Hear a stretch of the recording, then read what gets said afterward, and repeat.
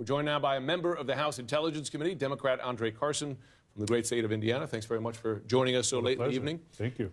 You're a member of the Intel Committee. You're seeing a lot of the evidence and intelligence in this Russia investigation. Bannon used the words treasonous and unpatriotic for that meeting in Trump Tower in 2016 where Russians were offering damaging information on Hillary Clinton. Based on what you've seen, do you believe they acted in a treasonous way? We're still trying to unearth the truth in this matter. I think when Bannon comes to the committee, he's scheduled to come this month, we will ask him the tough questions. Both sides will ask. Republicans will ask and the Democrats will ask. We want to make sure his statements aren't out of emotionalism or spitefulness. We want to really find out what he really thinks.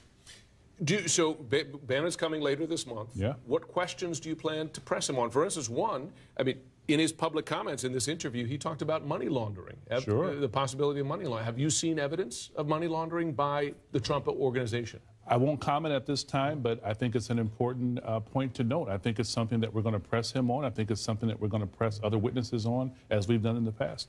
How will the comments in this book, which in effect are something of a public transcript, Sure. right, at least of allegations, how will that affect the questions you're going to ask him, which will be under oath? But when you testify before Congress, so. that is an under oath conversation. That's where it gets good. That's where, we'll be able to uncover what he really feels, and hopefully he can separate himself from having been a former staffer and really enter this interview process as a patriot.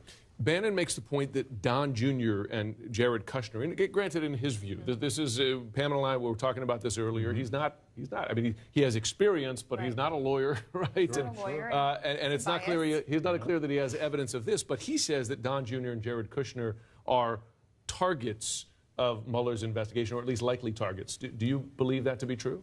I think Director Mueller, he's the longest-serving FBI director in the Bureau's history next to J. Edgar Hoover. He's accomplished, he's respected, I admire him. He's respected by the entire Intel community. He's thorough. He's going to get to the bottom of this thing. We're going to help in our lane as the House Intel Committee and the Senate Intel Committee. We're going to do our job. It's a three-pronged approach.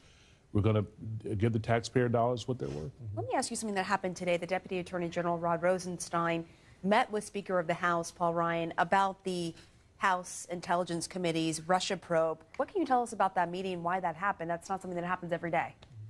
Well, stay tuned. Well, come on, you got to give us something here. But, I have to balance between being an elected official and honoring the document that I signed not to disclose sensitive information or top secret information. But I will say this.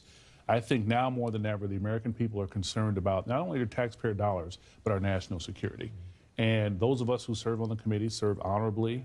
We take it as a great responsibility, and we want to make sure that the American people feel secure and safe and that know that we're doing our job. It's one of the most bipartisan committees in Congress. But do you know if it had to do anything with the request from your colleague, Devin Nunes, and the request for documents? What can you tell us about that? Did anything about that come up in the meeting today?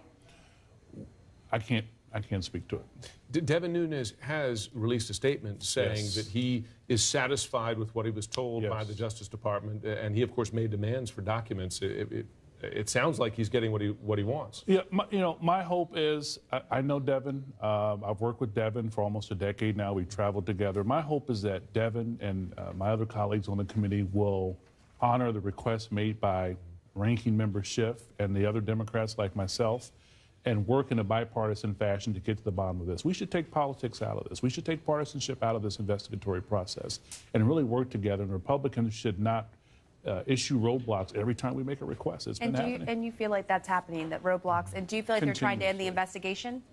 In many ways, absolutely. And, I think that the Republicans who serve on the committee serve honorably. But unfortunately, they're taking cues from leadership, and we want them to be bold as well. It's an election year, and now more than ever, we have to be bold. All right, Congressman, thank you so much. What an honor. Great to have you on this. Thank you.